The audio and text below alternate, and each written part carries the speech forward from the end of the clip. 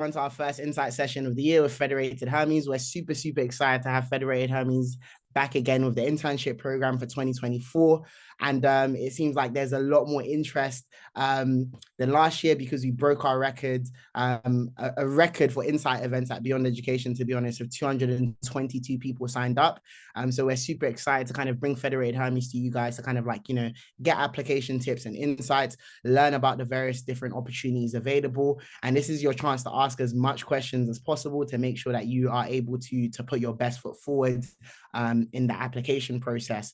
And with that being said, I'll hand it over to the Federated Hermes team to kind of kick off with things. Hi, everyone. I'm Jessica from the recruitment team. So I'll be supporting with the process, working with Stephen.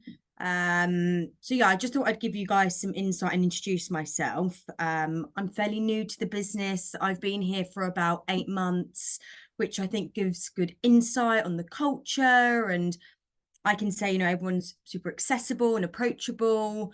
So yeah, it's got a great feel to it. So just to give you an overview of how the session will look today, I'll pass you on to Sophie, who will give you an overview of Federated Hermes as a whole, followed by Lorna, our L&D partner, who will then go into a bit more detail about the program, what that involves, what that looks like. And then back to Sophie, who will give you more insight on the sustainable fixed income team. And then Charlie, Bellin and Natasha from private equity, who would then also run through their team and what that looks like. Again, any questions or anything like that, write it in the chat. Sophie, I'll pass on to you. Thanks, guys. Thanks, Jess. Hi, everyone. Great to see you all here today.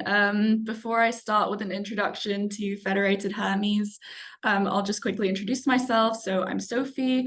I've been working in the sustainable fixed income team at Federated Hermes for over 2 years now. And I joined straight out of university. So I'm going to give you just a brief introduction to the company. If we could get the slide up, Jess, you guys will see some cool stats. But yeah, Federated Hermes was founded in 1983 to manage the pension funds of British Telecom, or BT, and the Post Office. We then became Hermes Pension Management in 1998. And then a recent development that's quite important is that we were acquired by Federated, which is based in Pittsburgh, to become Federated Hermes in 2020. So this was pretty significant for us as we went from having approximately $50 billion of assets under management on the London side to now having $715 billion of assets under management today, once combined with the assets of Federated. So we offer solutions across a wide range of asset classes, including equity, fixed income, real estate, private equity, private debt, and money market products. And since our founding in 1983, I think what makes us special is that we've been devoted to creating sustainable wealth for investors through stewardship. So what is stewardship? Stewardship comes from the word steward, so someone who is appointed to look after another person's property. But when you think about it in financial terms, this is a representative of the owner of an asset who acts within the owner's interests and enhances the value of that asset. So we act as stewards by taking an active approach to investing, informed through the consideration of financial, environmental, social, and governance factors to mitigate potential risks and identify opportunities. But this also involves engaging with our investee companies. So using the fact that we are a financial stakeholder to try and change the way that our investee companies operate for the better and enhance long-term value for our clients. And engagement has been a part of our approach since 1983, when our CEO, Ralph Cortano, criticized Marks & Spencer's board for the special loans that they made to their directors. So engagement has always been part of our DNA. I'm going to hand it over to Lorna now. Yeah. Thanks so much, Sophie. Just, we can't see the slides on screen. I don't know. I didn't want to stop your flow there, Sophie. Yeah, forgot about those. Yeah. Apologies, sorry, I thought you could. Right, I guess everyone can now quickly see that first slide that Sophie was talking to. There we go. There we go. I wondered why I couldn't see myself or see anyone. It was just just the presentation. No worries. Hopefully I've covered everything on that slide anyway, so. I think definitely did. Can we flip forward just to the program slide? So there we go. All right, so hi everybody. I believe there's loads of people on the call, so nice to be with you this evening. I'm Lorna Ferguson. I'm the Learning and Talent Development Partner here at FHL. And myself and the team here are going to be responsible for supporting your learning and development whilst you're here with us at FHL, if you get through that first bit of the process. And this is what the 10-week program looks like. So first of all, I'll mention the group project.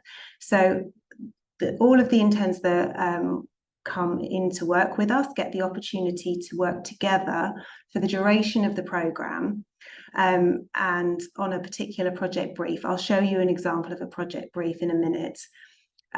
So you get the project brief and then you get to work together on it, and then at the end of the program you get to present your findings to a senior panel and to managers, and you get feedback and as part of that process. So a really great challenge, and it enables you to work together as well.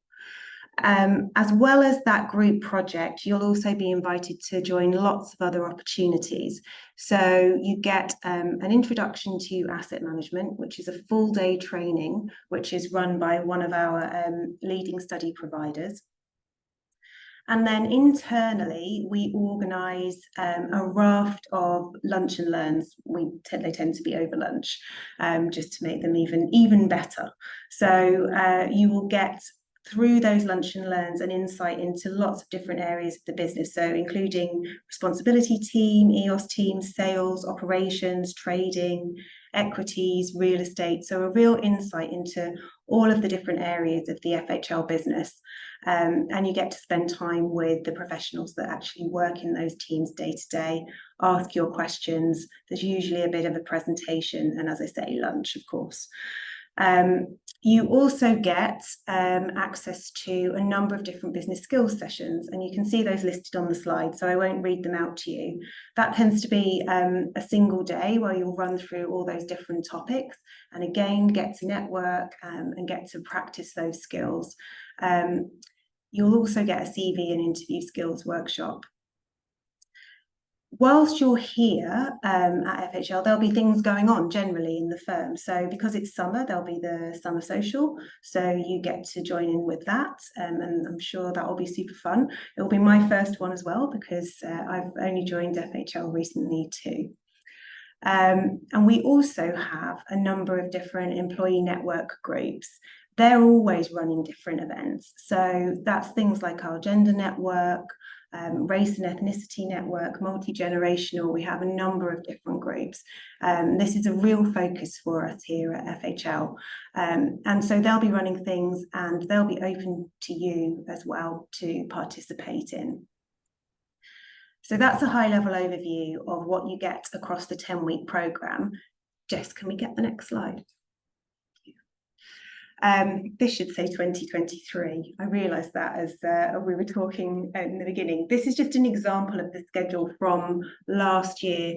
And the reason that I included this is just to highlight to you that the learning and development support that you get is across the 10 weeks. So it's not all squashed into the beginning or into the end.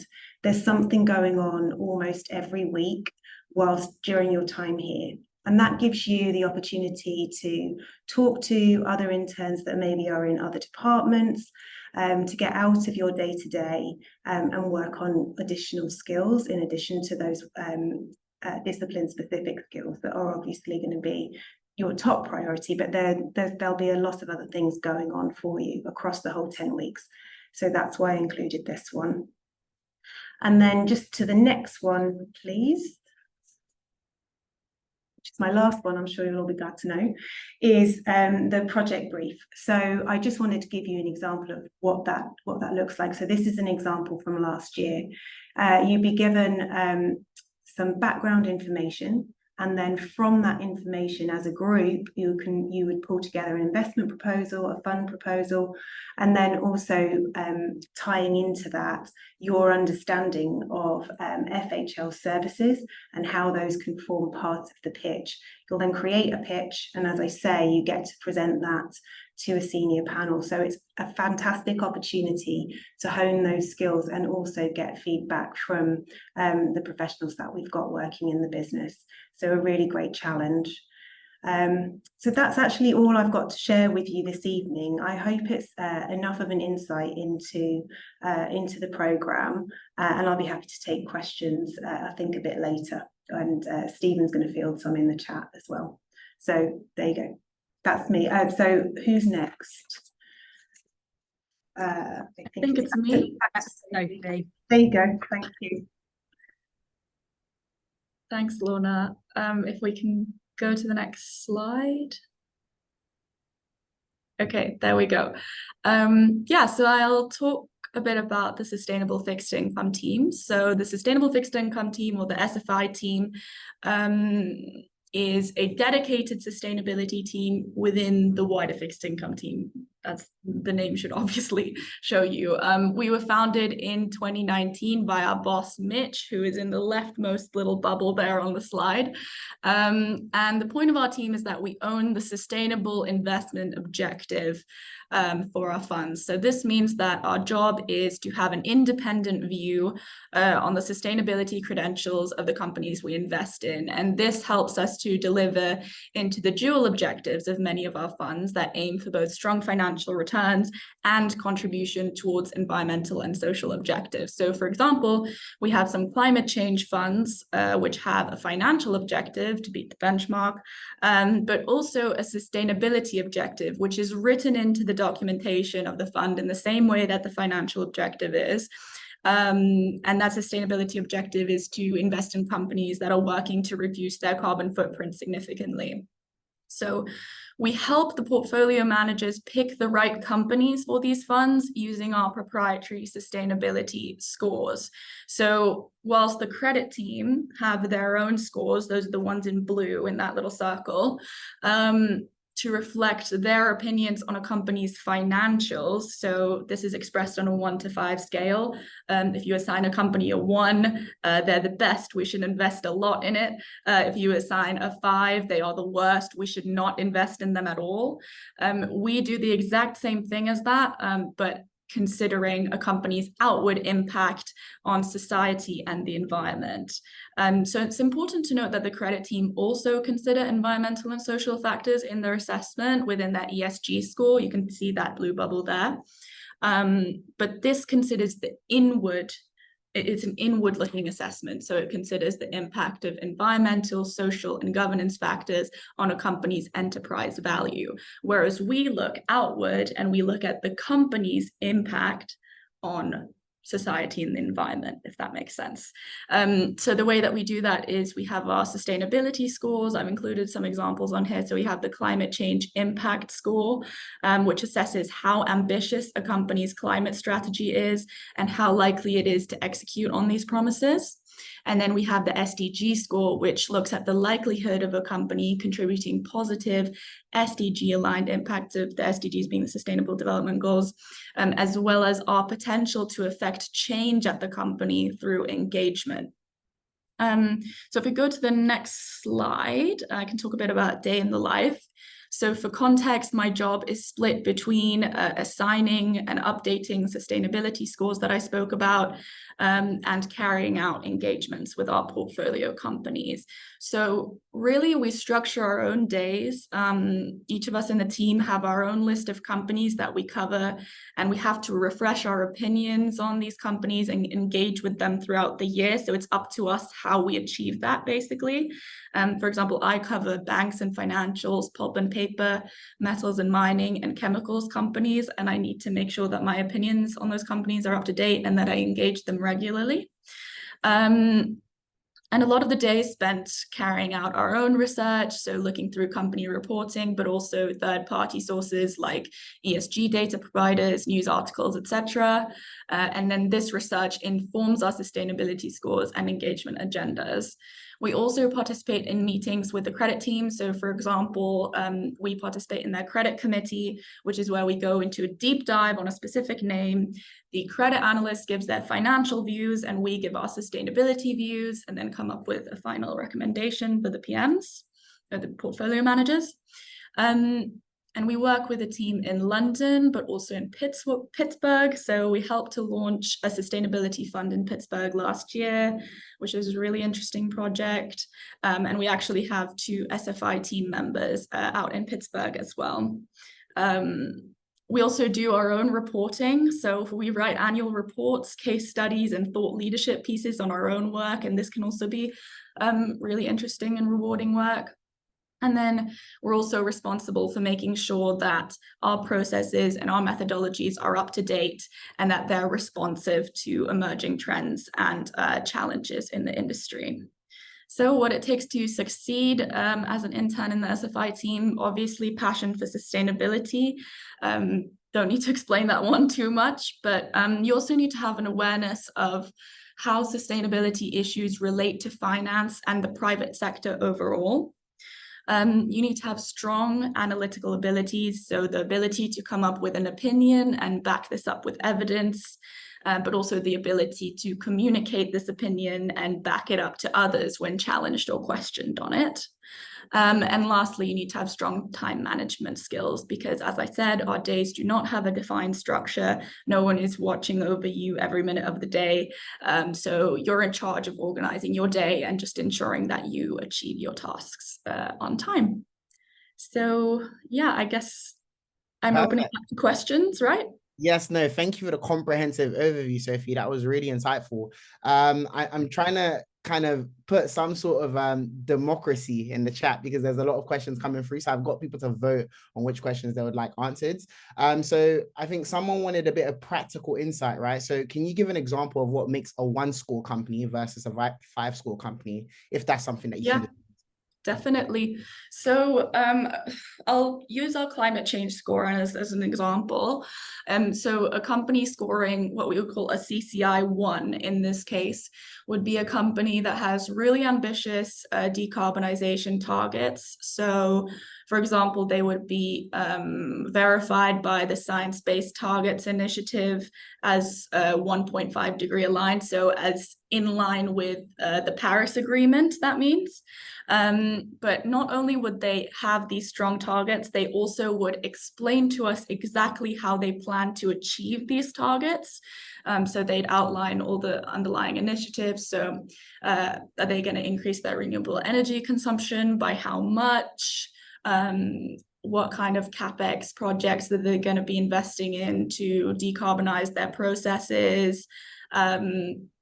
So yeah, we look for that evidence as to what they're going to be doing, but we also look at the data to understand how are they doing so far. So a CCI 1 would be a company that has continued to decarbonize in the past. So they've already showed a strong trajectory of decarbonizing in the past few years. And if not, maybe they explain why they had a little blip in 2021 or something, and they have a strong explanation as to why this is going to improve in the short term. CCI 1s would also be, there's evidence that people at the top levels of management are convinced of the climate strategy. They might even have some of their climate targets integrated into their bonus, into their kind of incentive plan for their bonus. So they are fully incentivized to deliver on this strategy. So those are some of the things that we look for. It's definitely not an automated process. It's very human capital intensive, and we have to basically assess whether a company is telling the truth and is being genuine, or are they greenwashing. So that would be a 1, and then a 5 would be one that is doing harm to the climate and is not doing anything to mitigate that harm, or is not taking sufficient action to mitigate that harm. So they'd have no targets. They wouldn't acknowledge the importance of climate change to their business and the importance of acting on it. Yeah, in our view, that those kinds of companies are then uninvestable for these funds. Right. No, thank you for that comprehensive overview. And I guess like the key takeaway is really like if the company is genuine in their plans to kind of like, you know, approach sustainability as opposed to just saying it from an optic standpoint. Lots of very interesting questions here with close votes. The next question I had was, I think this one's quite interesting. Are you leveraging new technology like AI to assist how you pick companies for a fund? Okay, we're not using AI at the moment, but I think there are lots of opportunities to do so. For example, there are technologies that go through companies' annual reports and kind of summarize the main conclusions that we should be looking into and that we should focus on. So I can see that being really useful for our work. So to give a brief answer, we're not using AI right now, but it's definitely something that we are looking into and very interested in. In terms of ESG data, it's a field that is constantly evolving, hopefully getting more sophisticated over time because it is a challenging area. But yeah, I think anything that can help us to sift through and kind of identify the most material points that we should be focusing on is something we will be interested in the long term. Perfect. And a final question from Khalid, a bit of a commercial one. How might sustainable investing be influenced or reshaped due to current interest rates over the last 18 months? Are there specific aspects or priorities within sustainable investments that may change from your perspective? Again, Sophie, I'm sorry to welcome you back into work with such intense questions, but people want answers. They want answers, Sophie. I would say just talking about the general macroeconomic environment, obviously we are in a cost of living crisis. So this is something that companies have to consider for their employees and for their customers as well. So on the social side, it's definitely something that we have to take into account and we have to be aware of. We need to make sure that companies are taking care of their employee base and I mean, honestly, it's always something that we consider, but it's especially a challenging environment right now. So I'd say, yeah, when we look at the social aspect of ESG and of sustainability overall, the current macroeconomic environment adds challenges for companies to deal with, and we need to make sure they're taking the necessary action to overcome those challenges. Noted. These are great questions, guys. No, I honestly, remember last year as well. I was like, wow. No, honestly, they came prepared this time, but thank you so much for that, Sophie. I'm guessing we can move on to the next session. Yep, so that's me. So if that's I think if that works, I'm gonna give you an overview of our team, the infrastructure team, and then I'll let a couple other colleagues introduce themselves and explain a bit of what they do, because that will give you a better idea of what we do day to day. So we are the infrastructure team within Federated Hermes. We invest in private companies, so non-listed companies in the infrastructure sector. We included kind of a map and a list of our portfolio assets, because I guess the best way for you to understand what kind of assets we invest in is just to see a few examples. So as you can see, we've got so in the order that they're on the slide, ABP, Associated British Ports. It's a leading ports group in the UK that owns and operates 21 ports in the UK. We also own a stake in Cadent, which you may have seen, you may be familiar with the name, but it operates and maintains the largest gas distribution network in the UK. you'll be probably much more familiar with Eurostar, which is a business that operates high-speed rail, connecting cities across 5 countries in Europe, and you may have even tried the cross-channel routes from London. We've got an onshore wind farm in Scotland, Falagorig. We've got a portfolio of roads in Spain. We've also got Scanlines, which is a ferry operator. It operates routes between Germany and Denmark. We've got Southern Water, which is a company that supplies water and provides wastewater services to a large number of customers in the UK. We've lost the slide, I think, but I'll continue.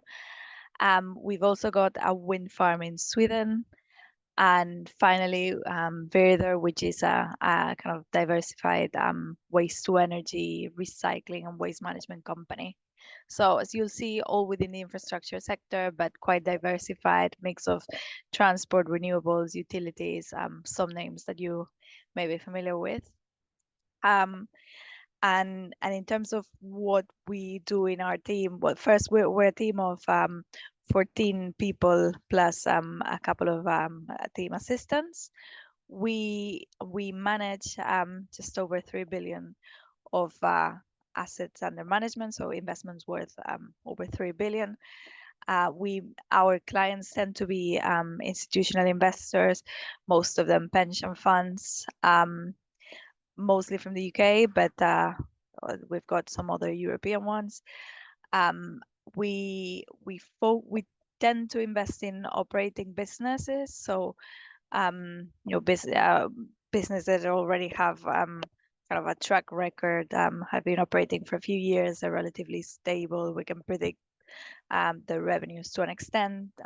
So that's kind of, these are some key infrastructure characteristics. As we say on the slide, responsible investment is really very important in all our activities. So when we make an investment from the beginning, we make sure that it's got some kind of we have like a list of criteria that we make sure the investment complies with, but also once we've made the investment, we also make sure there's a sustainability strategy in place. We set ourselves some goals, and we always try and kind of show how our investments are trying to either meet those goals or just trying to make significant improvements from a sustainability perspective. So the different members of our team, we all do a bit of everything, but we all tend to have some kind of focus on an area of the business. So first, there's kind of business development, which would be more like just reaching out to clients and trying to raise new money, especially in periods of time where we're raising a new fund, so launching a new product. And that's, for example, something we're looking to do in the next few months. Then we've got kind of the origination activities that would be looking for potential new investments. So we'll look at companies and just do extensive due diligence and decide whether they're a good investment for our fund. And then we've got some people that are more focused on asset management. So that would be looking after our existing portfolios of investments, monitoring the portfolio, trying to find ways to generate more value from our investments. And then finally, there's always some kind of investor relations activities going on, just dealing with existing investors. We get lots of requests. We need to provide information to them. And as I said, I mean, most members of the team work across all of these activities, but we all kind of specialize a bit on something. And I think hopefully that should give you a good overview of the team. Shall we just introduce ourselves and then we can look at the questions? So I see there's already a few. Yes, please, Belen. That would be great if we can kind of get the other members of the team to give a bit of insight into what they do within the team. Yeah, and well, I can start because I guess I haven't really introduced myself, but I'm Belen. I'm an associate director in the team. I've been here since 2015. And I've spent a lot of my time on origination, so working on new transactions, trying to identify companies that would suit our portfolio and comply with our funds requirements. But yeah, as I said, I'm involved in a bit of everything on a day-to-day basis, and sometimes, you know, the team's requirements mean we all spend more time on asset management or on business development or whatever is kind of more relevant at the time. So we've got Charlie and Tash from our team. Don't know who wants to go next. Okay. Yeah, I can go next. Thanks for them. Hi there, everyone. Nice to meet you. So my name is Charlie Studdy. So I'm a associate in the team. I've been part of the team now for a couple of years. So before that, I came from a more financial modelling and valuations type background. So as Belen said previously, that the team members share the responsibilities between the asset management of our existing assets and the origination desks. In terms of my specific functions in the team, so on the asset management side, I help to manage our stake in ABP, which is the port company in the UK with about 21 separate ports, and also the wind farm portfolio, which is over in Sweden, which is named Ventus. So that consists of five separate wind farms separated throughout Sweden, consisting of 200 or so turbines. And then the third asset, which I help to manage, is over in Spain, and that's the Iridium Hermes toll roads. After you, Tash. Yep. Hi, everyone. I'm Tash Williams. So I'm also an associate in the infrastructure team. I've been with Hermes for just over 2 years now, and before that, I was with Deloitte for 6 years. So my main focus in the team is on the asset management side of things. So both at a portfolio level, and then I'm involved with the asset management at Cadent Gas and Fallago Rig, which is our Scottish onshore wind farm. And at a portfolio level, I help out with the kind of valuations of these assets across the portfolio. Nice, thank you for that, guys. We have the questions coming in hot. One that I think is particularly interesting: do you fear the nationalization of key infrastructure, for example, under potential Labour government in the future? So I think what that person is really trying to ask is more so the fact that, is it harder to kind of get deals now that a lot of these assets are really being owned by the government, and how does that impact the work that you guys do? And that question was from Jack. So who wants to take that one? That's a very, very good question.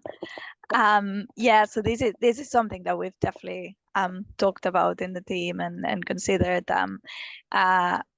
We probably thought that was a much bigger risk a few years ago, and I think it was in the last election that it was in the Labour Party's manifesto, so it was a real risk for us. I think this time probably we feel, I mean, we still haven't heard on, you know, what the Labour Party's plans would be, but I think this time we feel it's probably not as big a risk as it was. But there are other risks that some utility companies, especially water companies, are facing at the moment. The only thing is, in the event of nationalization, I think it's well, there we would expect to get back a lot of the money we invested there. I mean, and we know that, for example, we would expect a sensible government to be very careful with like the precedent they're setting, because of course if they didn't pay us a fair price for something like that, investment in the UK would really suffer after that. Mm-hmm. Mm-hmm. Noted. Does anyone else have any perspective on that? Charlie and Natasha, I'm not sure if you wanted to kind of cover that. Yeah, I think from my perspective, I mean, so I don't manage any public infrastructure utility type assets, but I would say that the UK government doesn't seem to have a bountiful amount of money. So to nationalise the assets, I think would cost quite a lot. And then in terms of the existing investor base in these types of assets, so such as Thames, etc., Southern Water, a lot of the investor base is obviously predominantly foreign ownership. So if the Labour government was to say nationalise or take an aggressive stance like that, then I think it would severely impact investor confidence in the UK going forward. So I hope that it doesn't happen. I think what I'm getting is, long story short, I don't think it's in the best, it's in the UK's best interest to do that. And I don't think they even have the capacity to do that, at least with the deficit that they're operating in. Another question that was particularly interesting: how do you practice risk management, especially in more volatile markets, such as, you know, energy, and the kind of assets that you guys are looking after? I'd say, well, from the kind of, at least from the beginning, when we look at an investment, before we make the investment, we do really like we do very extensive due diligence on the assets. We a very important part of this kind of due diligence process is financial modeling. We tend to produce Excel models that kind of forecast the cash flow, the future cash flows that we expect that company to generate, and that allows us to run lots of these different scenarios. So what would happen if, I don't know, inflation was higher, lower interest rates, if or in this case you're asking what energy, so electricity prices went up or down this much. So, and when we make an investment, we tend to have a good view of what kind of risks and what the investment has. We adjust the price of the investment accordingly. Of course, we can't fully mitigate risks, but when we see a big risk, it's either going to be a risk that we think we can accept, or if we can't, we may look for ways to mitigate it. So with some kind of, for example, contracts that let us have a bit more visibility of our revenues, or in the case of things like interest rates, you know, there are ways we can hedge these interest rates with swaps or fixed rate debt.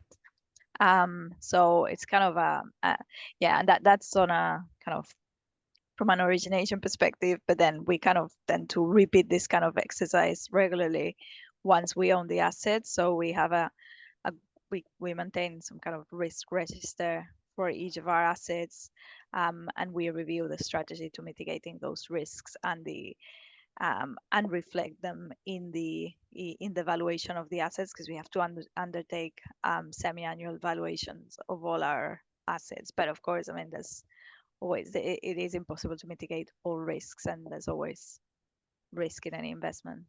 Mm-hmm. No, thank you for that. And it sounds like there's kind of a robust process in place before you even purchase the asset, when you're kind of managing the asset, and of course, like periodically as well, just making sure that you're kind of monitoring to understand how you can mitigate future risk as well. Another question that was particularly interesting, didn't get that much votes, but I'm biased, so I'm going to ask this question: what emerging trends do you see in the infrastructure private equity market, and how are they influencing investment decisions currently? I mean, I'd say I guess now the macro environment is really driving a lot of these. We've seen interest rates go up a lot the last few months, and that's definitely impacting valuations. It's impacting kind of refinancing structures and strategies. Sorry, for lots of companies, and we have seen a lot less kind of investment transactions the past few months because of the uncertainty in kind of macroeconomic environment in general, and then obviously all of the kind of transition to net zero is really like playing a very key role in infrastructure, because a lot of investment will be required in the next few years, you know, to kind of just adapt the country, or I guess, and the world in general, to the new kind of sources of energy, and every company will in every sector will probably look at ways to become more sustainable and meet kind of net zero requirements and all of that. So that's definitely a very big area for us. I don't know, Nice. Charlie, Tash, I don't know if there's anything. No, I think as Belen alluded to, you've got the changing definition of infrastructure as assets de-risk and go down the risk curve, and and become more applicable for infrastructure funds such as ourselves, as opposed to the private equity markets. I think going forward, as Belen said, you've got the whole wave of kind of next generation infrastructure assets. So kind of hydrogen, green hydrogen, carbon capture storage, EV charging networks as well. So I think that those are all spaces which will be interested in going forward over the coming years. Nice. No, thank you for that insight. I think I want to kind of move over to more general questions. Because I think a lot of these questions are great, guys, and I think these are questions that you should table if you do get through to the interview stage. To be honest, because they're quite great questions, and of course, if any of the team can kind of answer some of the questions in the chat as well by replying back, that'll be much appreciated. But I think general questions, just circling back to the infrastructure team, what are some of the key skills that will make someone stand out in this application process? What kind of core competencies are you looking for? Not sure, Natasha, if you can kind of provide perspective on that. I think probably just kind of a good attitude, willing to learn, is probably one of the most valuable qualities we're looking for, and a genuine interest in these sorts of assets. So these kind of big names that everyone recognizes, I think would be perfect. Nice, perfect. And I think a general question for the wider Federated Hermes team, I think I saw one in the chat about, what's made you guys stay so long, or what's made you just stay in Federated Hermes as an organization. So maybe kind of like, some insight into the culture. Sophia, I see you pop back online. Maybe you want to take that one. Yeah, sure. I'd say my team is a major feature there. We have a great dynamic. We're all friends as well as colleagues. So I think that's really important to appreciate the people that you work with.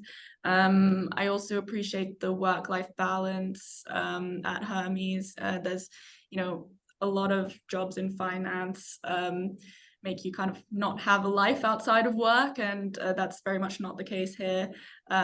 Work-life balance is really good, and you could still enjoy your free time and work hard at the same time. And I think I think those are some of the main things, other than just really loving the content of what I work on every day, because I'm passionate about sustainability. So being able to focus on that subject day to day is motivating.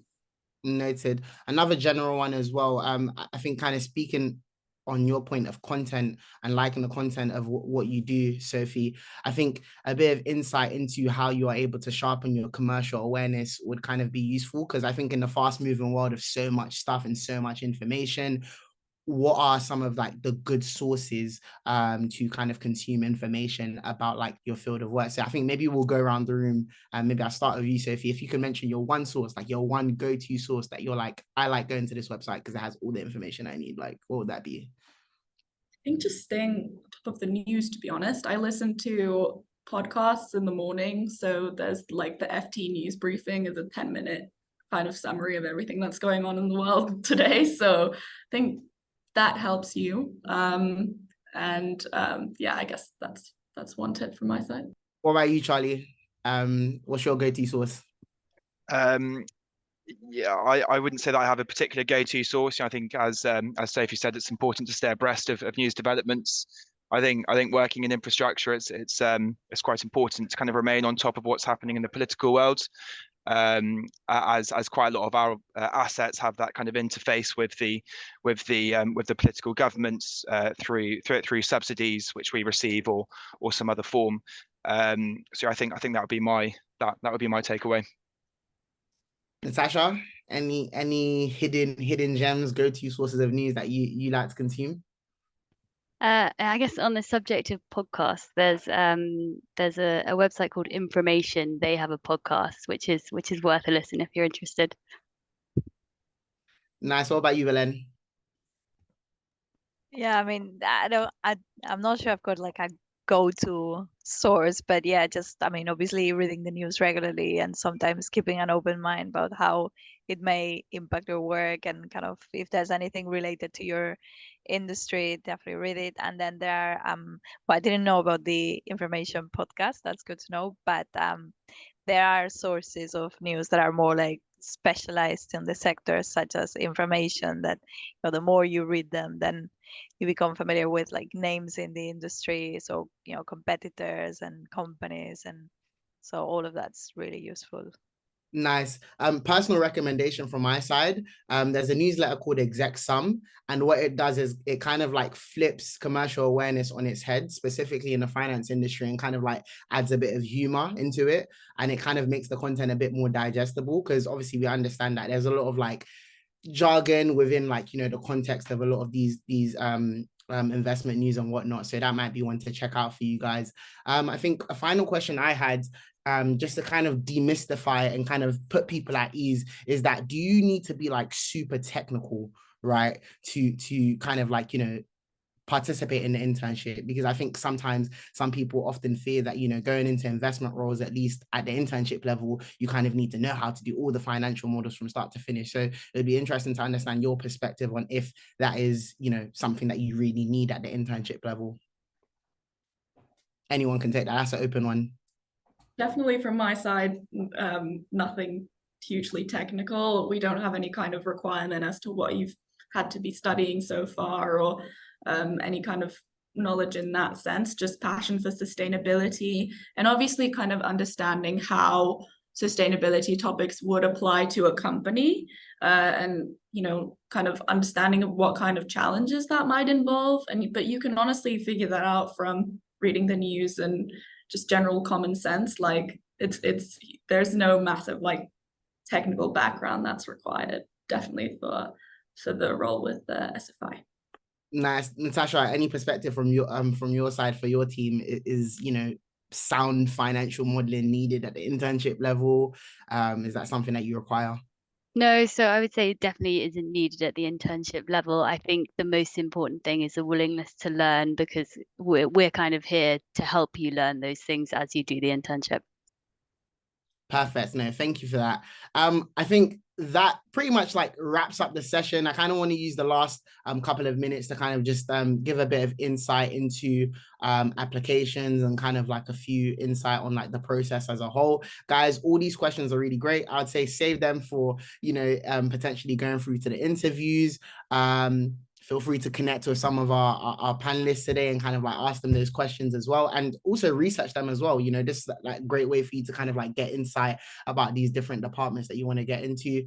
But just a few insights on the internship program. So we are going to be making the applications live now again. So I think there was a period that we kind of like closed them so people can come to the insight events and get as much information as possible to kind of inform your application. So the applications will be live tonight on our website. And you know, take all these tips on board as well. We're also going to make the recording of this session live as well on our website, so you can kind of watch it back. I like to watch things in like 2x speed, or reduce it to like a slower speed as well, just to make sure that I'm getting all the information I need to really like put my best foot forward as well. So I'd advise you guys do that. And then lastly, we're going to send a feedback form to everyone that participated in this session, to kind of provide your feedback on how you like the session to be better, what you liked, what you didn't like, because that informs the way we run these sessions moving forward. But with that being said, thank you guys so much, you know, for coming to this session. Thank all the panelists here for taking the time out. You know, this is after work hours, you know, and they don't have to be here, but they've spent their time, you know, to come and give you the session. So, you know, send your thank yous in the chats. Like, I'm literally not going to leave this chat to you guys say thank you. And with that being said, I will be sending all the details to all of you guys after as well. So, yep, the thank yous are on in. Nice. We love to see it. But thank you, Federated Hermes. And with that being said, we're going to have another session tomorrow covering marketing, technology, and the fund administration department as well. So make sure you guys turn up to that. But thank you guys so much, and I leave you all to it. Thanks everyone. Thanks Stephen for organizing as well. That's no Thanks problem. everyone.